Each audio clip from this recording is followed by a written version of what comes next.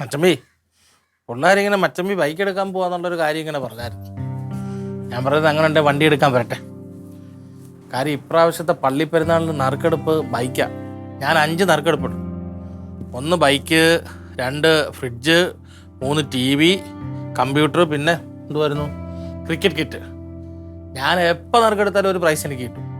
അങ്ങനെ first prize bullet നമുക്ക് കിട്ടുകയെന്നുണ്ടെങ്കിൽ അച്ചമ്മയ്ക്ക് ഉപയോഗിക്കാം, ആ സമയം മറ്റേ വണ്ടി എനിക്ക് ഉപയോഗിക്കാം. വെറുതെ പുതിയൊരു വണ്ടി എടുത്ത് പൈസ കളയണ്ടല്ലേ.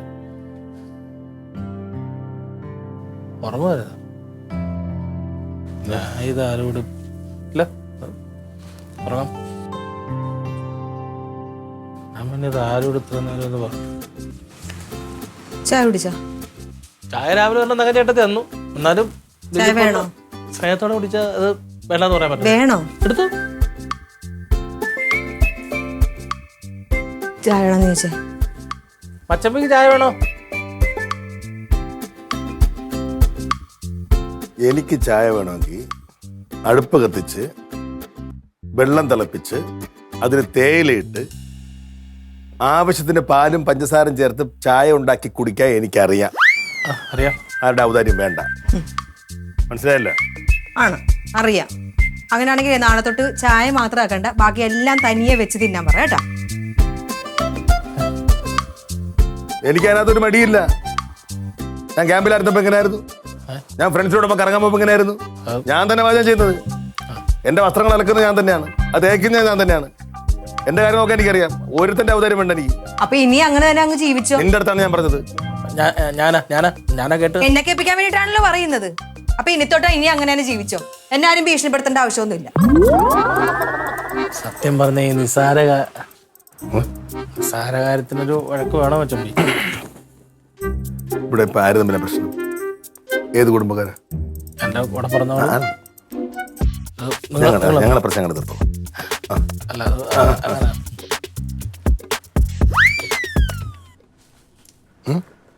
അതങ്ങനെ വേണം.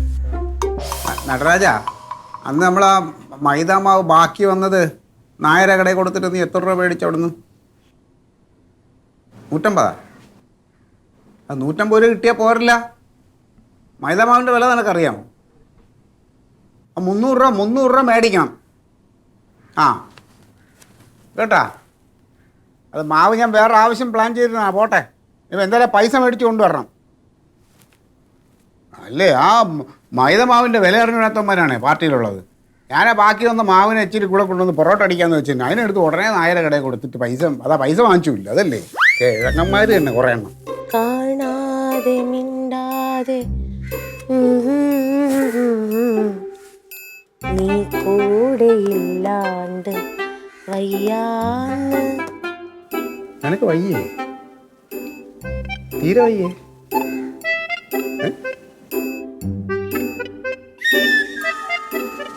മനുഷ്യ കണക്കൊപ്പിക്കാൻ പറഞ്ഞ പാട്. പിന്നെ പിന്നെന്തോന്ന്? നമ്മൾ ഇത്രയും നാളൊക്കെ കിടന്ന് കഷ്ടപ്പെട്ടില്ലേ ഗ്ലീറ്റോ? കഷ്ടപ്പെട്ട ആര്? ഞാൻ. എവിടെ കഷ്ടപ്പെട്ട? അതെ, ഓരോ ദിവസവും അറ്റം കൂട്ടിമുട്ടിക്കാൻ കിടന്ന് കഷ്ടപ്പെടണം. എനിക്കല്ലേ അറിയാം. ഇങ്ങോട്ട് നോക്കുന്നു. അതവിടെ വെക്കേ. അത് അപ്പൂടെ സാറ് വൈകിട്ട് കണക്ക് കൊടുക്കാനുള്ളതാണ്. നോക്ക്. എന്ത് ചുമ്മാ ക്ലാസ്സിൽ പോയില്ലേ? അതല്ല, പിള്ളേരൊക്കെ പഠിക്കാനൊക്കെ പോയല്ലോ. അപ്പൊ നഖം വെട്ടിയാന്നേ നോക്കേ. നഖം വെട്ടണം. ഞാൻ വെട്ടി. നിങ്ങളിങ്ങനെ യുവമുതിരങ്ങളെ പോലെ നർവസ് അല്ലാത്തിരുന്നു. ഇവിടത്തോടെ പുറന്നവരും അവിടത്തോടെ പുറമണം തമ്മിൽ മുട്ടം വഴക്കും പോട്ടി ചകട. ഇവ ഇത് നിർത്താറായില്ലേ? അവൻ എന്തിന്റെ സൂക്കേടാണോ? അങ്ങനെ അവനെ മാത്രമൊന്നും പറയേണ്ട കാര്യമില്ല. നിങ്ങളുടെ പെങ്ങളും കണക്കാം. നമുക്കെന്തൊരു കുഴപ്പം? അവള് പഞ്ചപാവല്ലേ? പിന്നെ പഞ്ചപാവം. എന്ത് അവള് പാവം തന്നെ. നിന്റെ പോലീസാറയില്ലേ, അവന് ഇച്ചിരി പോലീസിൽ ഇങ്ങനെ ഓരോ കയറ്റങ്ങൾ വരണ അനുസരിച്ചിട്ട് അവന് ഇച്ചിരി അഹങ്കാരം കൂടുതൽ, തിളപ്പ് കൂടുതലാണ് അവൻ. അല്ല, കലാമച്ചമ്മ മാത്രം കുറ്റം പറയണ്ട. നമ്മുടെ ലില്ലിപ്പെണ്ണ് ഒരു പൊടിക്ക് തിളപ്പ് പറഞ്ഞു കൊടുക്കണം അങ്ങോട്ട്. അങ്ങനെയൊന്നും എനിക്ക് തോന്നിയില്ല. എടാ, ഇവനെ സഹിക്കണതിന് അവക്ക് വല്ല അവാർഡും കൊടുക്കണ്ടേ? അയ്യോ, അവളങ്ങ് സഹിക്കുവാണല്ലോ പിന്നെ. നിർത്ത്. ഇതിന്റെ പേര് നിങ്ങൾ വഴക്കടിക്കാതെ നിങ്ങൾ പറ്റുന്നുണ്ട് ഇതേ മനസ്സോടെ പോയി അവരെ ഒന്ന് പറഞ്ഞ് മനസ്സിലാക്കാൻ നോക്കും. അമ്പിനും വില്ലിനും എടുക്കാതെ നിൽക്കുകയാണ്. ആഹാരം നിശ്ചയിച്ചു, വെള്ളം നിശ്ചയിച്ചു, സ്വന്തമായിട്ട് വെച്ച് കഴിക്കാന്നൊക്കെ ഉള്ള പരിപാടികളാണ്. അതിലേക്ക് പോകാതെ സ്റ്റോപ്പ് ചെയ്യൂ, ചെല്ലൂ. ഇല്ല കുട്ടികളൊന്നും അല്ലല്ല അപ്പൊ എന്നാലും ഉപദേശിക്കാൻ കിടക്കട്ടെന്ന്. വേണോ?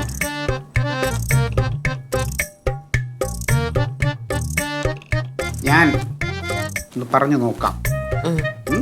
എന്റെ സ്വഭാവം അറിയാലോ, ചൊല്ലിക്കൊണ്ട് തല്ലിക്കൊണ്ട് തള്ളിക്കളയാണ്. ഒന്ന് പറഞ്ഞു നോക്കാം. നീ അവിടുത്തെ ഒന്ന് പറഞ്ഞു നോക്കാം.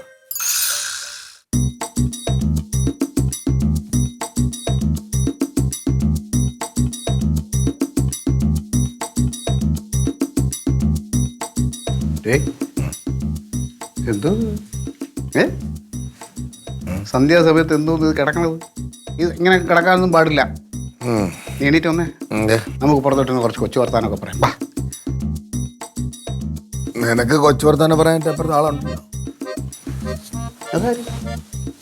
എന്നെ കെട്ടിയോളില്ലേ? തമാശ.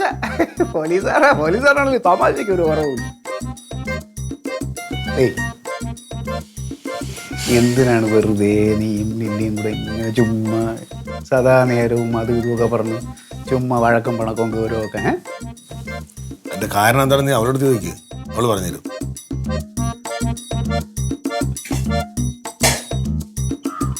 ഇങ്ങോട്ട് താ. ഞാൻ പറയണ കേട്ടോ നീ? ചേച്ചിയുടെ പ്രശ്നം എന്താ ഇപ്പം? നിങ്ങൾ രണ്ടുപേരും എന്തിനാണ് ഈ ആവശ്യമില്ലാത്ത കാര്യങ്ങൾക്ക് എപ്പോഴും വഴക്കിട്ടോണ്ടിരിക്കുന്നത്? ചേച്ചി ഇപ്പൊ എന്നോട് ഇത് ചോദിച്ചില്ലേ? ചേച്ചി എന്നിട്ട് ചേച്ചിയുടെ പുന്നാര ആങ്ങളോട് പോയി ചോദിച്ചല്ലേ? എടി എന്തുവാണ് ചേച്ചി എടി എടി എന്ന് വിളിച്ചോണ്ടിരിക്കുന്നത്? എന്റെ സ്വഭാവം തന്നെ ഈ കാരണം. ഏതു നേരം ഇങ്ങനെ പോലീസുകാരനെ പോലെ ഗൗരവത്തിൽ പെരുമാറിക്കൊണ്ടിരിക്കും. അതിന്റെ പുറമെ ഒരു ലോഡ് കുറ്റപ്പെടുത്തലും. ഇത് ഞാൻ സഹിക്കണോ? അപ്പൊ നിനക്ക് ഇച്ചിരി സ്നേഹമായിട്ട് പെരുമാറിക്കൂടെ? ആണോ? ആ, എനിക്ക് മാത്രമേ സ്നേഹമായിട്ട് പെരുമാറാൻ പറ്റുള്ളൂ. ഏട്ടന് പെരുമാറാൻ പറ്റത്തില്ലേ? പറ്റത്തില്ലേ? എനിക്കിനി 24 മണിക്കൂറും പുറകെ നടന്നിട്ട് എന്നെ ഒന്ന് സ്നേഹിക്കുക, എന്നെ ഒന്ന് സ്നേഹിക്കുന്ന എനിക്ക് പറയാൻ പറ്റത്തില്ല. ഞാൻ നിർത്തിയത്. അടേ ഈ കലവും ചട്ടി എന്ന് പറയുമ്പോൾ എപ്പോഴും ഇങ്ങനെ തട്ടിയും മുട്ടിയൊക്കെ ഇരിക്കും. അതവിടെ ഇരിക്കും, അതങ്ങനെ ഇരിപ്പായതുകൊണ്ട്.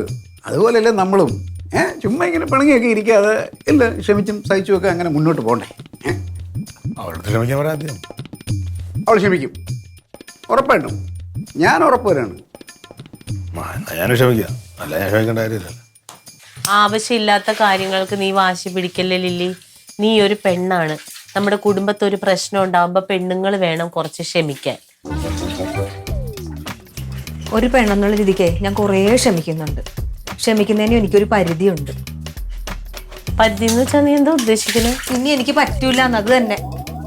എനിക്ക് പറ്റത്തില്ല. ഏട്ടന്റെ സ്വഭാവം ആദ്യം മാറ്റട്ടെ.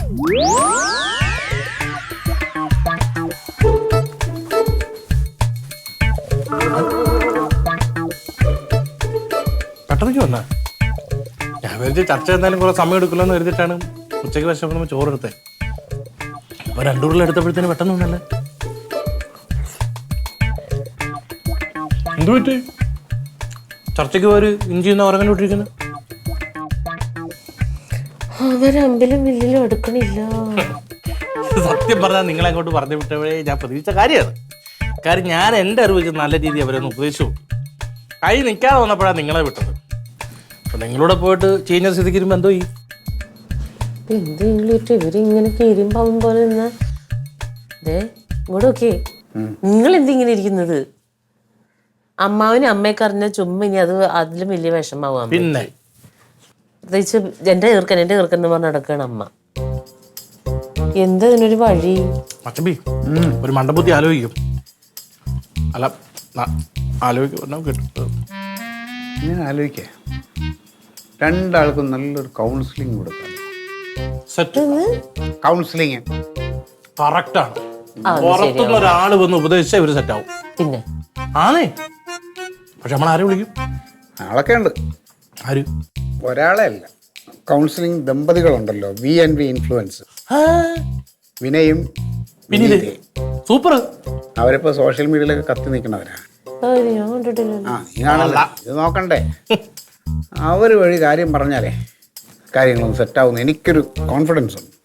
കാരണം പല കേസുകളും ഞാൻ ശ്രദ്ധിച്ചിട്ടുണ്ട്, ഇതിനകത്ത് പലരെയും അവരുടെ ഇടപെടലിൽ നല്ലതായിട്ട് വന്നു. വീഡിയോസ് മില്യണാണ്. പോയി ക്ലാസ് എടുക്കുമെന്ന് അറിയോ? അവര് കണ്ട ഏത് പിണങ്ങി നീങ്ങുന്ന കീരി പാമ്പും ഒന്നാവും. അതിലേ ഇത് നേരാവുന്ന എനിക്ക് തോന്നണേ.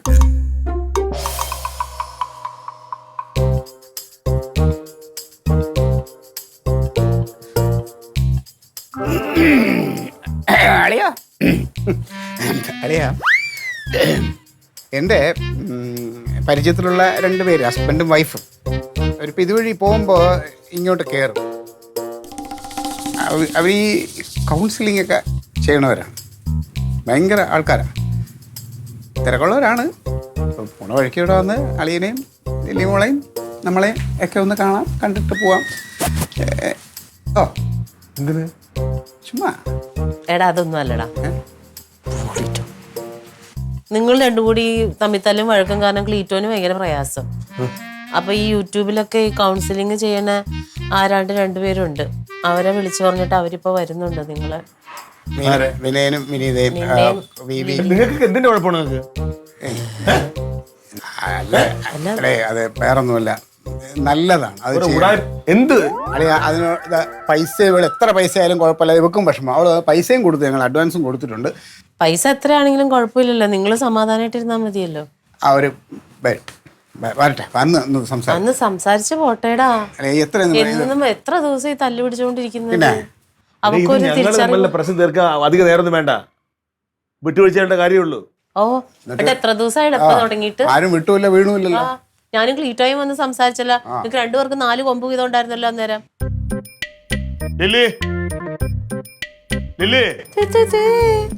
ഇനി അവളെ മണ്ടേ ചാടി കയറാനാണ്. ഇതാണ് നിന്റെ കുഴപ്പം. എന്താ? നമുക്കൊന്ന് പുറത്തു പാടി, നമുക്കൊന്ന് പുറത്തു പോവാം. നമുക്ക് രണ്ടും കൂടെ പോയി സിനിമ കാണാടി. ഏത് സിനിമ? നീ പറയുന്ന സിനിമ. കളിയാക്കണോ? കളിയാക്കിയല്ലടി. റെഡി ആയിട്ടോ, വൈകുന്നേരം പോവാം. ഉറപ്പ്? നീ ജോലി ഒതുക്കിട്ട് വാ, നമുക്ക് പോവാം. നമ്മള് മാത്രം? ഞാനും നീ മാത്രം. റെഡി ആവട്ടെ? ഓ ചേച്ചി വരുന്നു. നീ എടന്നു പോയി റെഡി ആവട്ടെ. ഓ റെഡി ആവട്ടെ.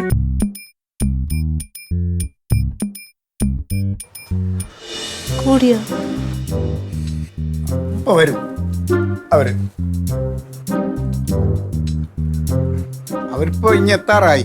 എന്തിന്? ഒന്ന് വെറുതെ ഇരുന്ന് അവരുമായിട്ട് ഒന്ന് സംസാരിച്ചു. വരുന്നത് അവരാണോ? എത്തി, വണ്ടി എത്തി. അതെ, സമാധാനമായിട്ട് ഒന്ന് സംസാരിച്ചിട്ട്. ഒരു 5 മിനിറ്റ് മുമ്പ് നിനക്ക് തോന്നിയില്ലല്ലോ കനക? അത് തോന്നൂലല്ലോ, നമ്മളെ മുള്ളിലാക്കിയിട്ടല്ലേ.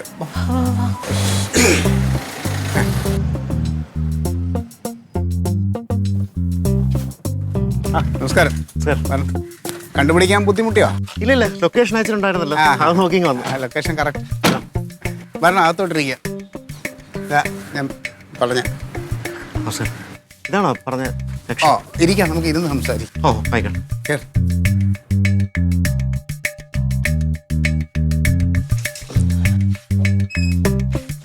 ഇരിക്കാം, അവിടെ ഇരിക്കാം.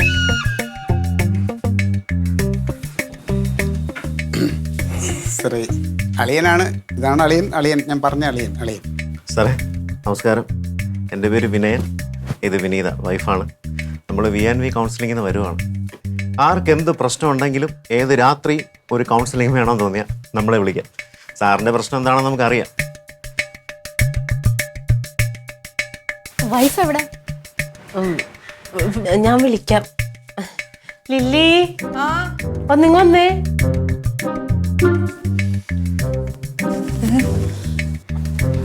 ലില്ലി എന്ന പേരല്ലേ? എൻ്റെ പേര് വിനീത, ഇതെന്റെ ഹസ്ബൻഡാ. ഞങ്ങള് നിങ്ങളെയൊക്കെ ഒന്ന് പരിചയപ്പെടാൻ ഓർത്ത് വന്നതാ. ഇവരെ ഞങ്ങളെ പരിചയക്കാരാണ്. ഡാൻസ് ടീച്ചറല്ലേ? എനിക്ക് ഡാൻസ് ഭയങ്കര ഇഷ്ടമായിരുന്നു. പിന്നെ ഇങ്ങോട്ട് ഷിഫ്റ്റ് ചെയ്തതിന് ശേഷം ഞങ്ങൾക്ക് പിന്നെ അങ്ങനെ പറ്റിയിട്ടില്ല. ഞങ്ങളൊരു ചെറിയ കൗൺസിലിംഗ് ഒക്കെ നടത്തുന്നുണ്ട്. കൗൺസിലിംഗ് അതായത് ഈ മോട്ടിവേഷൻ പോലെ. ഈ പിന്നെ കുടുംബങ്ങളിലൊക്കെ പ്രശ്നങ്ങളുണ്ടാവൂലേ, ഭാര്യയും ഭർത്താവും അല്ലെങ്കിൽ പിന്നെ അമ്മയും മോളും അല്ലെങ്കിൽ ഈ അമ്മയമ്മയും മരുമോളും ഒക്കെ ആയിട്ട് ഈ വഴക്കും പ്രശ്നങ്ങളൊക്കെ ഉണ്ടാകുമ്പോൾ അവരെ പോയി വേണ്ട ഉപദേശമൊക്കെ കൊടുത്ത് നേർവഴിക്ക് നയിക്കും. അയ്യോ, പ്രശ്നം ഉണ്ടാവണമെന്നില്ല. സന്തോഷത്തിന് വേണ്ടി നല്ലൊരു ഫാമിലി കെട്ടിപ്പടുത്താണ് ഞങ്ങൾ കൗൺസിലിംഗ് നടത്തുന്നത്. അങ്ങനെ എല്ലാ രീതിയിലും അവർ സഹായം. അപ്പോൾ ഞങ്ങളുടെ കൗൺസിലിംഗ് സെഷനിലേക്ക് നിങ്ങൾക്ക് വേണമെങ്കിൽ വരാം. ആഴ്ചയിൽ ഒരു 3 ദിവസമൊക്കെ ഞങ്ങൾ നടത്താറുണ്ട്. ഏതെങ്കിലും ഒരു സെഷൻ അറ്റൻഡ് ചെയ്യാൻ വരും. ഇറങ്ങും. അതെ, മോർണിംഗ് സെഷൻ ആണെങ്കിൽ ഒരു രാവിലെ 10 തൊട്ട് 1 മണി വരെ ഉണ്ട്. ഉച്ചയ്ക്ക് ശേഷം ഒരു 3 തൊട്ട് 5 വരെ ഉണ്ട്. അതെ, വരും. പിന്നെ വിളിച്ച് പറയുമല്ലോ. അതെ, ഉച്ച കഴിഞ്ഞിട്ടുള്ളതായിരിക്കും നല്ലത്. രണ്ടും കൂടെ ഒന്ന് പോയാൽ നല്ലതായിരിക്കും. കൺവീനിയന്റ് ആയിട്ട് വരാം, നിങ്ങളുടെ സൗകര്യം പോലെ നിങ്ങൾ വരും. വിളിച്ച് പറഞ്ഞിട്ട് വരാം. മിസ്റ്റർ കനകൻ, എന്തിനാണ് ഇങ്ങനെ ഭാര്യയെ ഗൗരവത്തോടെ നോക്കുന്നത്? സ്നേഹത്തോടെ നോക്കിക്കൂടെ? ഈ ഭാര്യമാരെന്ന് പറഞ്ഞാൽ നമുക്ക് ഏറ്റവും വേണ്ടപ്പെട്ട ആളാണ്. നമ്മൾ ഈ മനസ്സിൽ സ്നേഹം ഒരുപാട് ഇങ്ങനെ വച്ചിട്ട് ഇങ്ങനെ ഒരു എന്താ പറയണ്ട, ഒരു പിരിമുറുക്കത്തോടെ ഭാര്യമാരോട് പെരുമാറാൻ പാടില്ല. ഭാര്യമാരെ നമ്മൾ എപ്പോഴും ഭയങ്കരമായിട്ട് സ്നേഹിക്കണം. മനസ്സിലായില്ലേ? അതാണ് ഒരു യഥാർത്ഥ ഭർത്താവ്. അങ്ങനെ ആയിരിക്കണം. പിന്നെ അളിയനെന്താന്ന് വെച്ച് കഴിഞ്ഞാൽ ഈ ജോലിയുടെ സമ്മർദ്ദം ഉണ്ട്. പിന്നെ ഇപ്പം ടെസ്റ്റ് എഴുതി അതിനുള്ളൊരു ശ്രമവും ഒക്കെയാണ്. അപ്പം അതിൻ്റെ മാനസിക പിരിമുറുക്കവും പ്രശ്നങ്ങളും ഒക്കെ ഉണ്ട്. പിന്നെ ലില്ലിമോക്കും ഉണ്ട് പ്രശ്നം. അവൾക്ക് ഡാൻസ് ക്ലാസ്സിൽ പിള്ളേർ കുറവാണ് ഉള്ളത്. തന്നെ ഫീസുകളൊന്നും കറക്റ്റാಗಿ കൊടുക്കാത്തതിൻ്റെ ഒക്കെ ഒരു സമ്മർദ്ദവും ഉണ്ട്. അങ്ങനെയൊക്കെ ഈ വാവിട്ടും വഴിവിട്ടും ഒക്കെ വായിന്നൊക്കെ എന്തെങ്കിലുമൊക്കെ അറിയാതെയൊക്കെ വരാം. ഈ പറഞ്ഞ പോലെ അവന് ഈ ജോലിയുടെ ഈ പിരിമുറുക്കമുള്ളതുകൊണ്ടേ ഇങ്ങനെ മിണ്ടാതിരിക്കും എപ്പോഴേ. അധികം സംസാരിക്കാറില്ല. അത് നമ്മൾ ശ്രദ്ധിക്കണം. അത് അവര് വേറൊരു കണ്ടീഷനിലോട്ട് പോകും. അല്ല, ഇപ്പൊ സാറിനൊക്കെയാണ് നമ്മുടെ കൗൺസിലിംഗ് ശരിക്കും ആവശ്യം. ഇപ്പൊ നമ്മള് ജീവിതത്തിന്റെ പല ഘട്ടങ്ങളിൽ എപ്പോഴും സന്തോഷിക്കില്ലല്ലോ. അപ്പൊ അങ്ങനെ സ്ട്രെസ് വരുമ്പോഴൊക്കെ നമുക്ക് പോസിറ്റിവിറ്റി ജനറേറ്റ് ചെയ്യാൻ വേണ്ടി ഞങ്ങളുടെ കൗൺസിലിംഗ് ഭയങ്കര ഹെൽപ്ഫുൾ ആണ്. അപ്പം വരും. എത്ര ആൾക്കാർ വന്നു പോകുന്നു, ഒത്തിരി പ്രശ്നമുള്ളവരല്ലേ? ഞാൻ വന്ന മറ്റേ കേസ്. അയ്യോ, അത് അവര് തമ്മിൽ പിരിയും വിചാരിച്ചതാണ്. പക്ഷെ അപ്പൊ നമ്മൾ കൊടുക്കുന്ന ഒരു മോട്ടിവേഷനും പോസിറ്റിവിറ്റിയും ഉണ്ടല്ലോ. 3 മണിക്കൂറത്തെ കാര്യം അവരുടെ ലൈഫ് അങ്ങ് മാറി ഭയങ്കരമായിട്ട്. അവരിനി അടുത്ത ആഴ്ച കാണാൻ വരുന്നുണ്ടെന്നാ പറഞ്ഞു. ഞാൻ കുടിക്കാൻ എന്തെങ്കിലും എടുക്കാം. അയ്യോ, നമ്മള് കുടിച്ചിട്ടാണ് വന്നത്. എങ്കിൽ പിന്നെ നമ്മൾ അങ്ങോട്ട്. ശരി. വലിയ സന്തോഷം വന്നതിൽ. കാണാൻ പറ്റില്ല, നമുക്ക് സന്തോഷം. ശരി. സന്തോഷം. വിഷമിക്കണ്ട, എല്ലാം ശരിയാണ്. Okay, thank you.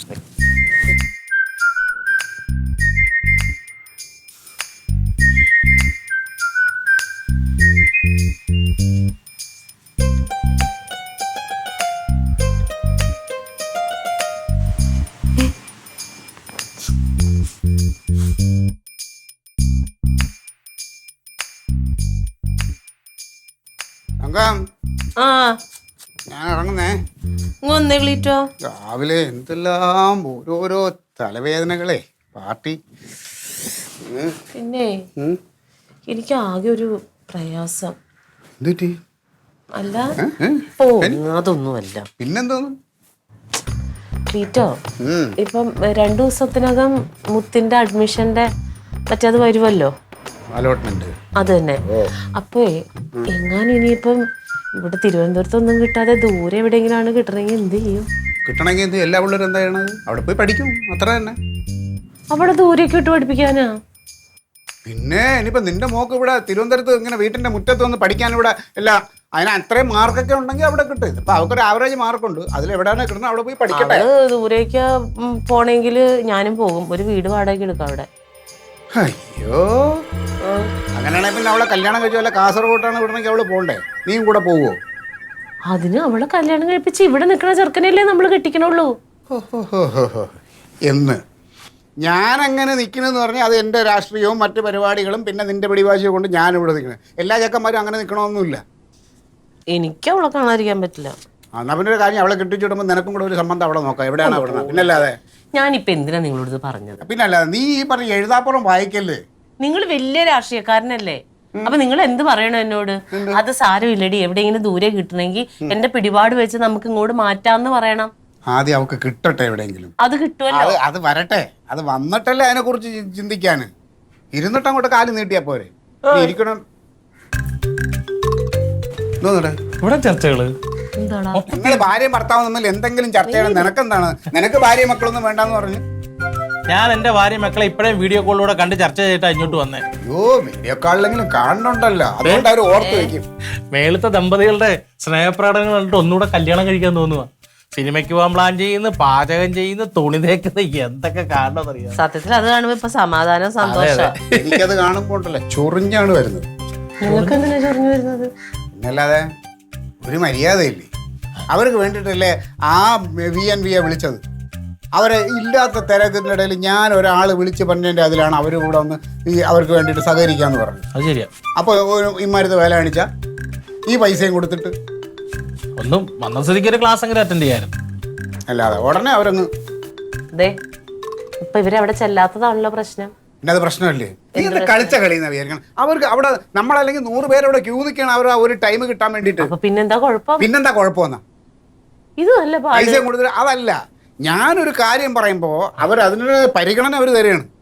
അപ്പോൾ അതിനിടയ്ക്ക് കയറി മിണ്ടി അവനങ്ങ് ഇതായി. അവര് വഴക്കിട്ടോണ്ടിരിക്കണമായിരുന്നോ? ഇത് അവരെ വരാൻ പറഞ്ഞല്ലേ, അപ്പൊ ഒന്ന് വെറുതെ അറ്റൻഡ് ചെയ്തൂടെ ഒരു പ്രാവശ്യം? അത് അരമണിക്കൂർ ചെവി കൊടുക്കാം.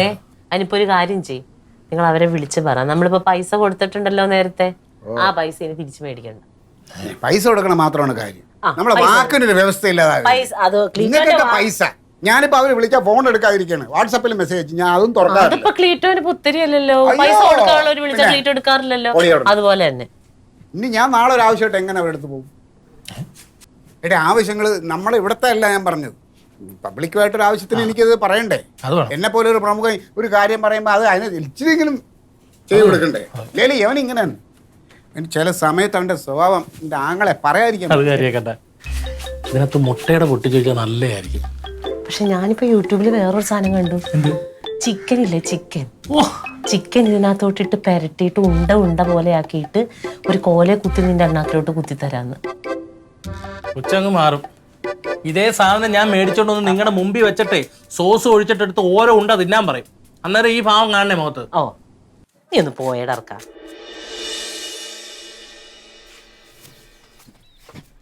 ചേച്ചി ആ അലക്കി കഴിഞ്ഞില്ലേ? ഇതെന്താ നീ എവിടെ പോണ്? കൊടുങ്ങാവളേക്ക്. നാളെ പോണൂന്ന് പറഞ്ഞിട്ട് ഏട്ടൻ പറയും എന്നേ പോവാന്ന്. അപ്പൊ അവനും വന്നുണ്ടോ? നാളെ എന്തോ അത്യാവശ്യം ഉണ്ടെന്ന് ഏട്ടന്, ഇപ്പൊ ഇന്ന് പോവാന്ന് പറഞ്ഞു. ആഹാ, എന്നിട്ട് എന്തി അവനെന്തി? മുറ്റത്ത് നിന്നതേ വിളിച്ചോണ്ടിരിക്കുക. ഓട്ടെ. ഓ അപ്പൊ ഇനി 2 ദിവസം കഴിഞ്ഞിട്ട് നോക്കിയാ മതി, രണ്ടുപേരും കൂടി പോണ കാരണം. 2 ദിവസം ഒന്നുമില്ല, നാളെ വൈകിട്ട് വരും. ഇത് മതിയല്ല, കുഴപ്പമില്ലല്ലോ. നല്ലതാ, നല്ല കളറ്.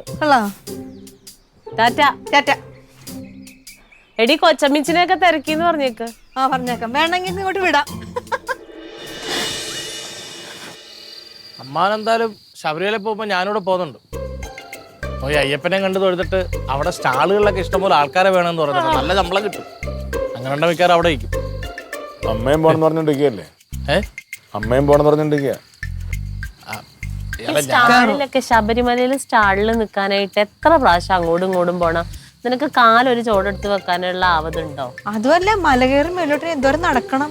അല്ല, ഞാൻ കടയിൽ നിന്ന് നാരങ്ങ വെള്ളമൊക്കെ ഒഴിച്ചു കൊടുക്കുന്നതിന് വേറെ ആളെ കിട്ടും. ഒരു സാധനം ഇപ്പുറത്തുനിന്ന് എടുത്ത് അപ്പുറത്തോട്ട് വെക്കാനായിട്ടുള്ള ആരോഗ്യമില്ലാത്തവനവൻ. ശബരിമലയിൽ ഇനി സ്റ്റാളിൽ പണിക്ക് പോണു കിട്ടും. എനിക്കെന്താ ആരോഗ്യമില്ലേ? നിനക്ക് ആരോഗ്യമില്ല. അവിടെ ചെന്ന് പമ്പ ചെന്ന് അയ്യപ്പോന്ന് വിളിക്കുമ്പോ തന്നെ നമുക്ക് ശക്തി കിട്ടും. ആ നാട്ടിലൊന്നും പണിയില്ല. എവിടെയാണ് പണിക്ക് പോകുമ്പോൾ? മേളിലാ, സന്നിധാനത്താ? അല്ല, പമ്പയുടെ പരിസരത്ത് ആദ്യം അന്വേഷിക്കും. ഇല്ലെങ്കിൽ ചോദിച്ചു കയറും. വരെ പോകാനുള്ള ഉദ്ദേശം ഉള്ളൂ. അപ്പം മേളിലോട്ട് കയറാനുള്ള ഉദ്ദേശം ഇല്ല. അതാ ഞാൻ ചോദിച്ചത്. പമ്പയിലുള്ള സ്റ്റാളുകളിൽ വേക്കൻസി ഉണ്ടോ എന്ന് നോക്കും. ഇല്ലെന്നുണ്ടെങ്കിൽ കയറി ചോദിച്ചു പോകും. ഓ അങ്ങനെ. ആ ശരി. പൈസ വേണ്ടേ? കണ്ണൂറ്റി കാണിച്ചിട്ട് കാര്യമുണ്ടോ? കുടുംബം ഉണ്ടേ.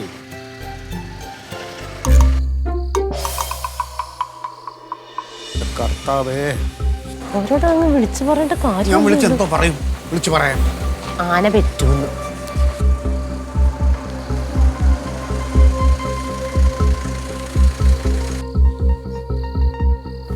നമസ്കാരം. നമസ്കാരം. നമ്മളെ ഒരു ക്ലയന്റിന്റെ വീട് വരെ വന്നപ്പോ പോകുന്ന വഴിക്ക് ഇങ്ങോട്ട് കയറാന്ന് വെച്ചു. ഞാൻ അവരോടൊന്ന് വിളിച്ചു, എന്താ ഫോൺ എടുക്കാത്തത്? ഫോണെ കംപ്ലൈന്റ് ആയിട്ട് നന്നാക്കാൻ കൊടുത്തിരുന്നു, കുറച്ച് പ്രശ്നം ഉണ്ടേ, അതാണ്. അല്ല, നിങ്ങളെ അവിടെ കണ്ടില്ല, എന്താ വരാത്ത? അവരിപ്പം ഞങ്ങള് പ്രശ്നമൊക്കെ മാറി. പ്രശ്നം മാറി. അപ്പൊ 2 പ്രാവശ്യം വന്ന ഞങ്ങൾക്ക് കാശ് നഷ്ടമല്ലേ? അതിനൊരു കാര്യം ചെയ്യാം. പൈസ ആദ്യമേ തന്നല്ലോ, ആ പൈസ ഇനിയിപ്പോ ഞങ്ങക്ക് തിരിച്ചു വേണ്ട, അത് നിങ്ങൾ വെച്ചോ. അതിന് ഞങ്ങൾക്ക് ഫീസ് കിട്ടിയിട്ടില്ലല്ലോ. കിട്ടിയില്ലേ?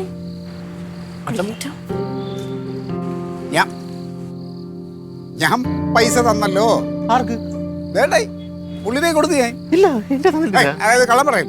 ഇല്ല, ചേട്ടൻ തന്നിട്ടില്ല. നിങ്ങൾ കള്ളം പറയല്ലേ സുഹൃത്തെ? ക്ലീറ്റോ, നിങ്ങളാണ് കള്ളം പറയണത്. കർത്താവിനാണ് ഇതാണ്. വിനയ, ഇത് സത്യം നിങ്ങള് പൈസ വാങ്ങിയോ? അപ്പൊ കൊടുത്തു. ഇല്ല. ക്ലീറ്റോ കൊടുത്തു. ഞാൻ കൊടുത്തു. ഇല്ലാതൊന്നും പറയണ്ട. വിനയ, നീ പൈസ വാങ്ങിയോ? അത് പിന്നെ എന്നെ പറ്റിച്ചോ നീ? കഴുത്തി പിടിക്കാതെ, കഴുത്തി പിടിക്കല്ലേ. നീ എന്നെ പറ്റിച്ചോന്ന്? ആര് പറ്റിച്ച്? പിന്നെ അവര് കാശ് തന്നെന്ന് പറഞ്ഞ് നീ കാശ് എവിടെ കൊണ്ട് കളഞ്ഞേ? അങ്ങനെയാണെങ്കിൽ നീ എന്തുമാത്രം കാശ് കൊണ്ടുപോകണം കൗൺസിലിംഗ് എന്നും അതും പറഞ്ഞിട്ട്?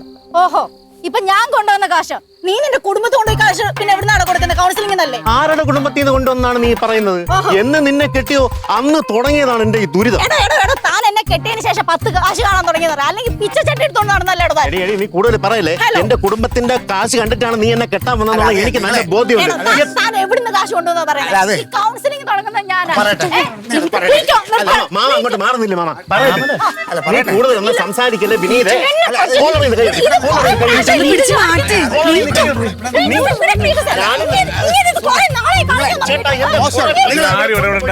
അവൻ കൊണ്ടുവന്നാണ്. ഇപ്പൊ അവർക്ക് പിച്ച കണക്ക് പറയണം, പിച്ച കണക്ക്. അത് കേസ് കൊടുക്കണം. നിങ്ങൾ എവിടുന്ന് അങ്ങോട്ട് പോയിട്ട് ബാക്കി എന്തോണോ നിനക്ക് വണ്ടി പോട്ട് പോട്ട് പോട്ട്. നീ കൊണ്ട് പോലീസ് സ്റ്റേഷനിൽ കേസ് കൊടുക്കും. അതായത് ചാരിറ്റിയുടെ പേര് പറയുമ്പോഴേ പൈസ കൊടുക്കുന്ന കുറെ നല്ല ആൾക്കാരുണ്ട്. അവര് മൊത്തം ഇവറ്റകളുടെ കണ്ണീര് ഈ കള്ളക്കഥ കാണിക്കണം, മൊത്തം പിടിയെടുക്കണം. അത് കൊള്ളത്തില്ല. തലയടിച്ച് പൊട്ടിക്കാൻ, പക്ഷെ അത് വന്നില്ല. അവന്റെ നെഞ്ചിൽ പൊങ്കാല ഇടുന്നുണ്ടോ? ഡ്രൈവറൊക്കെ കിട്ടുമെന്നുള്ളത്. ഇത് ഓടുന്നാടി. അയ്യോ